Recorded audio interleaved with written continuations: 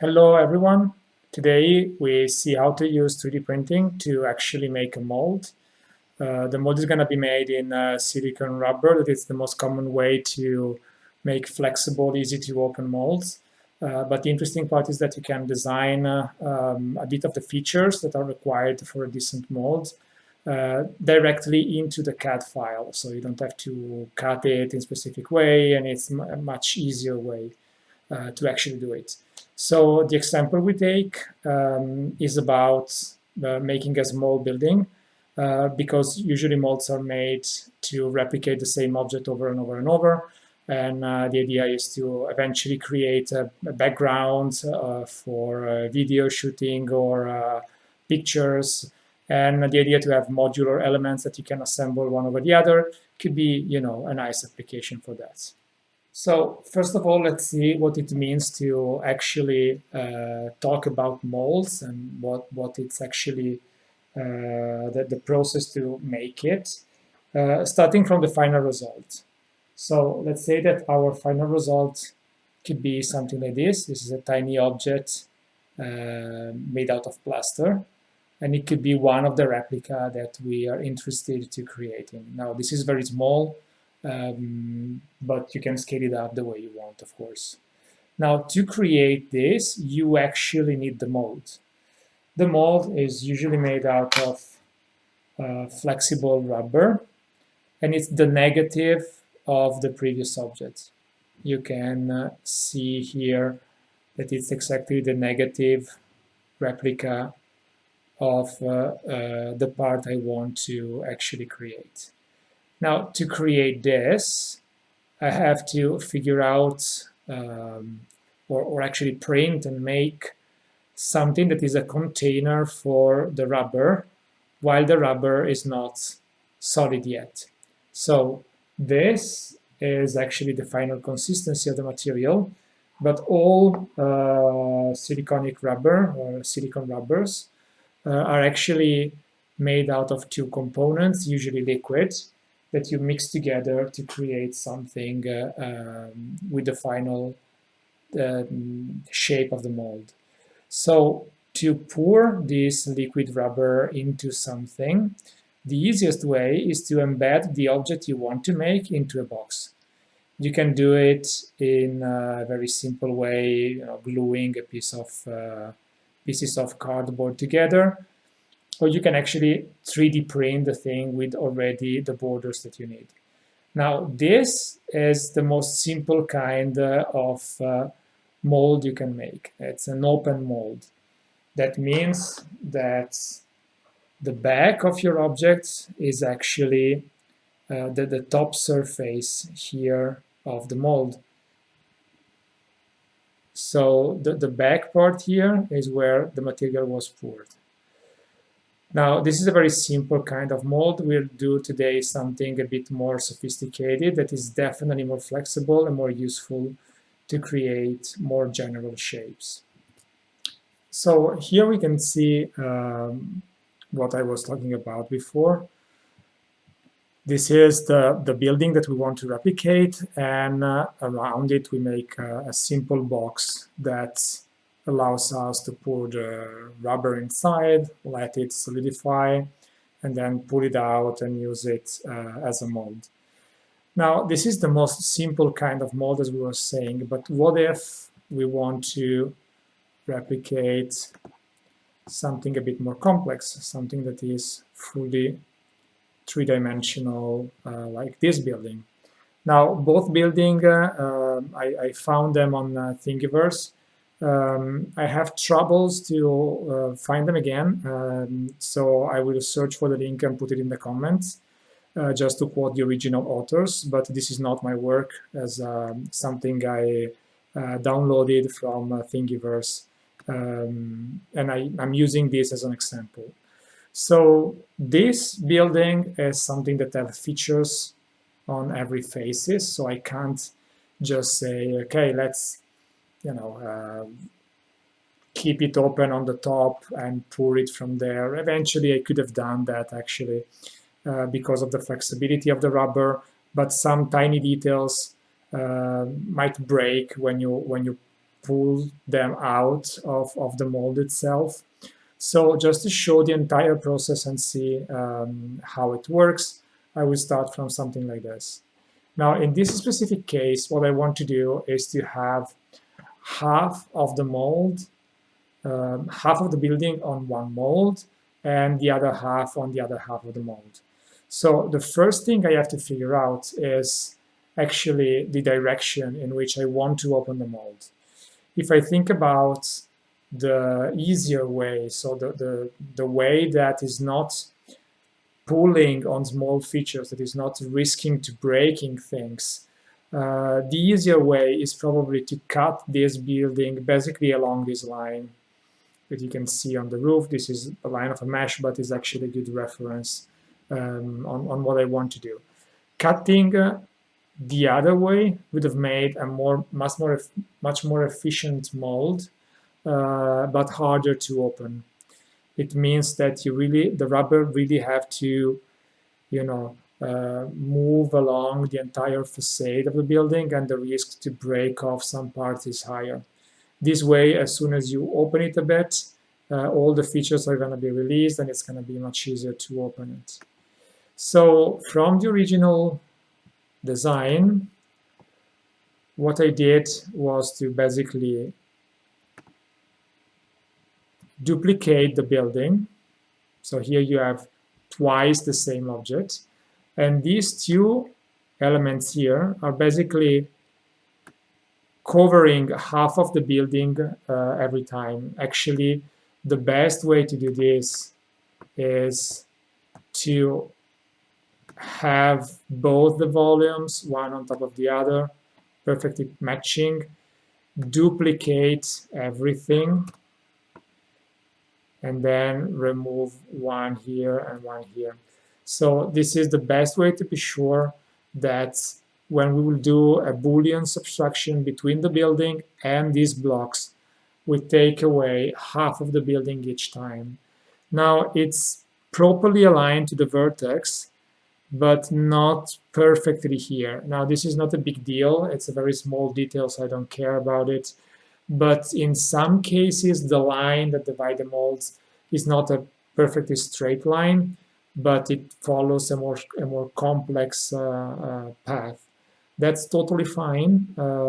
It makes things a bit harder, but on the other hand, that's the nice part about designing something in 3D and then 3D printed instead of, let's say, the handmade process about making molds. So after doing the subtraction, so Boolean difference between the two parts, now I have two half of the buildings, and I'm sure that it's exactly half. I could have just, cut it in two and split the object. This was a more visual way, in my opinion, to explain how these things are made. Now, this will become the equivalent of this here. So in this case, the building was the part that I want to cast the silicone rubber around. Now, in this case, it's half of the building, but the concept is exactly the same. So I'm just creating two molds at the same time. Now, the process that we care the most about is this. When you cast something, you need some extra features that are very, very important. So this is what we should focus at the moment and spend a bit of time talking about it. So whenever you make molds, if you have two molds that are perfectly flat, so divided on a straight line, it's very easy to, disalign this object. So the two molds are not going to be perfectly aligned, but it's very easy to slide them a bit. This is a common problem with the cheap molds, even in industrial production, for instance. So I'm sure that everybody noticed at a certain point in their life some object that had a pretty thick border, or actually two parts slightly slide one compared to the other. And that's because even industrially, sometimes when you use very cheap molds, you could have this kind of defects. And those are steel molds, so very robust, very rigid materials. What we are talking about, and this is what we'll see later, is a rubbery mold made out of silicone rubber. And to be sure that those things stays aligned, we need, first of all, a border. So a border is, in this case, something I designed this way.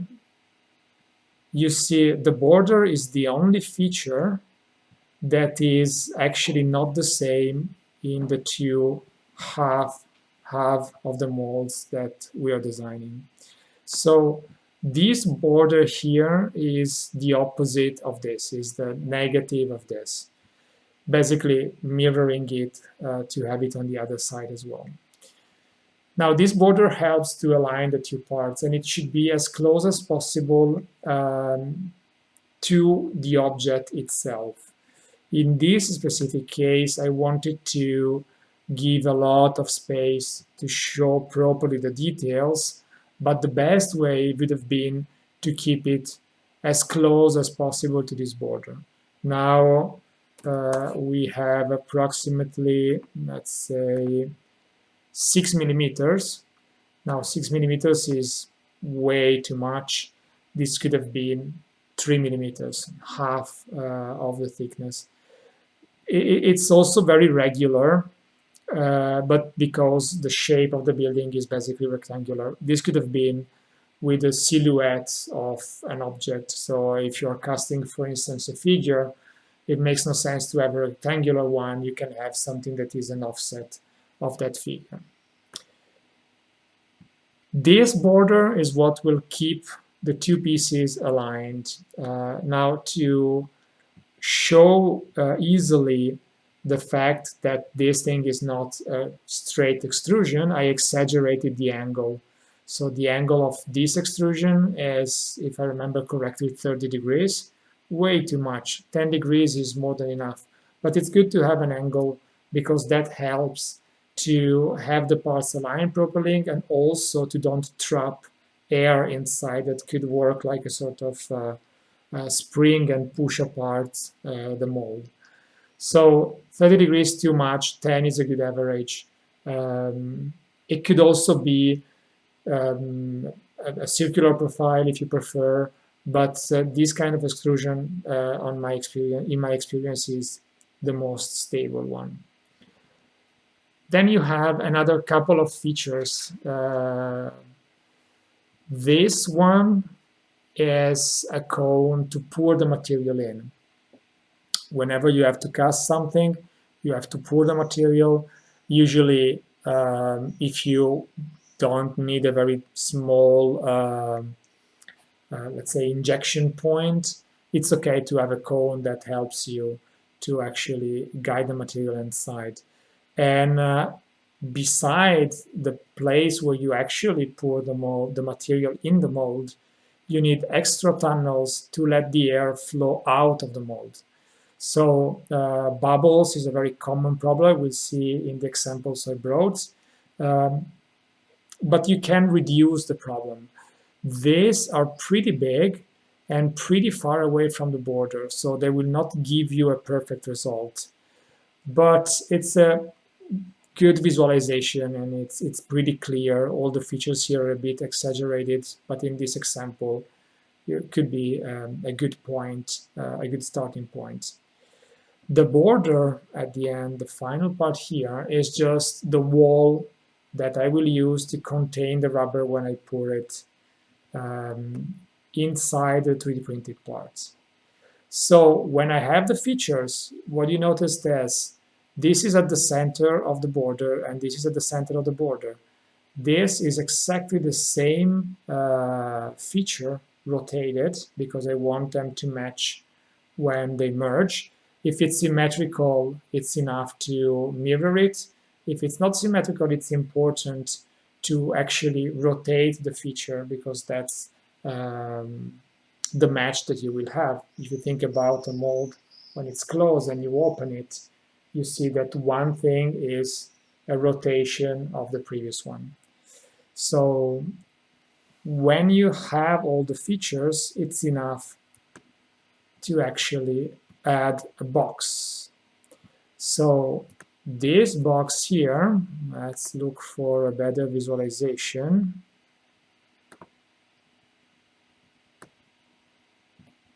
This box here has the negative, so it has a cut.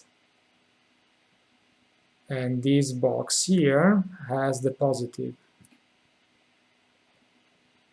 The two pieces looks pretty similar, but you can notice the difference if you look at the door, let's say, of our building. So it's the only feature that allows you to see the two different parts, but it gives you an idea of the fact that we're talking about two completely different objects. So after 3D printing this part, I have the negative of the mold. Technically speaking, this is a mold, and the part that I'm casting in this mold is the rubber mold I will use for the final object. So it's a bit of a tricky concept, and when you think about creating a mold, you always have to think about a positive object that I want to get out of a negative encapsulated into the silicone rubber that is actually the negative of the final design that I have to make. So the final design is actually twice the negative, so it's a positive version. It reports here the positive, the same object that I will cast. So it could be tricky at the beginning, but it's actually pretty simple to think about it. Every time I cast something into something else, I get a copy that is the negative of that object. So we have to 3D print this part. It took quite a while. It's around 8 hours each. I will not add in this video features about how to 3D print a decent mold, but I can eventually add a bit of an extra note.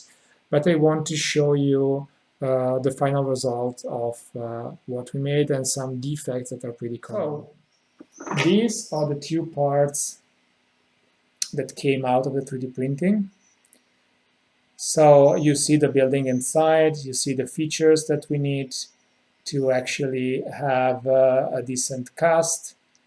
The borders, the cones inside is not super easy with the light, but if we get closer, it's pretty clear, both the borders, the cones inside. Now this is half of it. The other half I printed it in white to make it easy to see that we are talking about two completely different objects. In particular, you can see all the details. Another nice thing about printing something at 45 degrees is that you get a better resolution and a more homogeneous resolution of the object compared to when you print something with a flat surface. So printing flat surfaces, it changes the texture of the object, so it could give you sometimes a bit less nice results. So pouring silicone rubber into these two molds gave me two parts that I have here. These are not going to be easy to show because it's also translucent, but you can see all the details here, and it's the perfect negative of the previous parts. You see that the capability of the rubber to pick up all the most tiny details, it's actually pretty impressive. You can see the direction of each single filament extruded.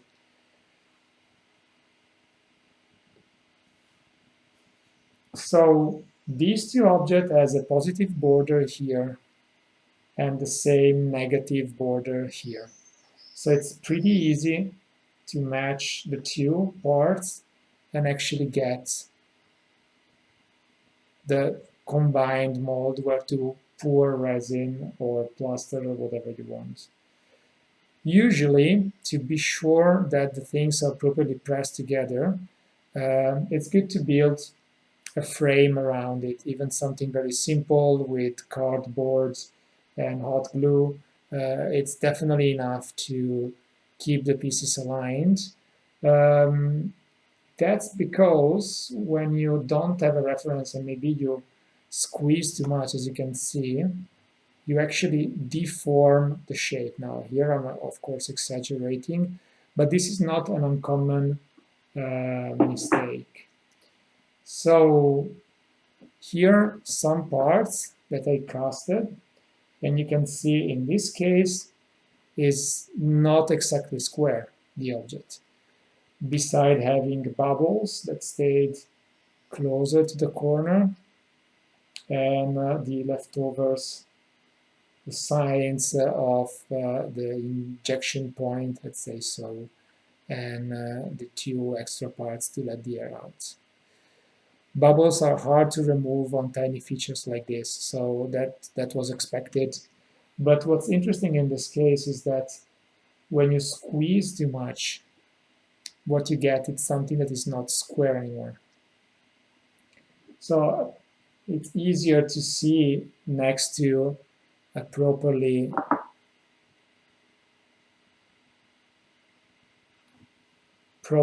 made object. This object diverge because it's actually bending a bit.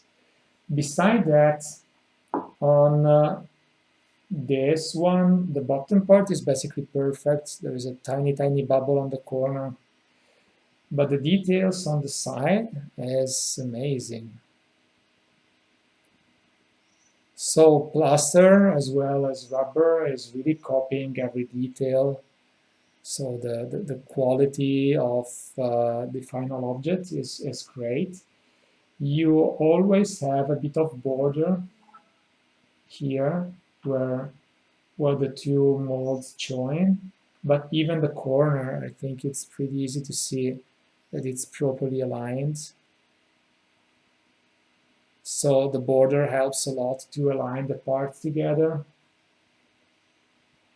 And the final result is pretty good. From this part here, you cast this mold. So this was the part that came out from here. And from this mold here, you cast this object. So this was inside of the mold. You can see the alignment of the borders and in particular where the cone was. Now it's pretty easy to extract the pieces after all, and the final test is to actually try to pile up more than one element. The idea was to actually use them one on top of the other to create modular building, and with a bit of sandpaper, it's pretty good, the final result. There are some bubbles that could be fixed, but beside that, the effect is pretty good. And you have the three-dimensionality, so you can use it on different sides and assemble your tiny, tiny village to actually be able to create the scenario we're talking about. So that's it. It's actually pretty simple. It's a bit tricky at the beginning to think about what's inside, what's outside, the positive and the negative. But the feature to create are really few. You take an object, you divide it into, you create a border around it to align the molds, something to pour the material in, something to let the air out. After you've done your molds, you can actually think about, adding an extra couple of channels to let the air out. That's not a big deal. It's very easy to cut a tiny pipe, a tiny hole in a rubber mold. It's that case, in this specific case, it's easier to modify that when you see what the defects are than actually redo the entire process. So that's it. I suggest you to try with something that you designed or that you find online and create your small set of objects. Very common with chess pieces or action figures, building if you like to make those. So just have fun.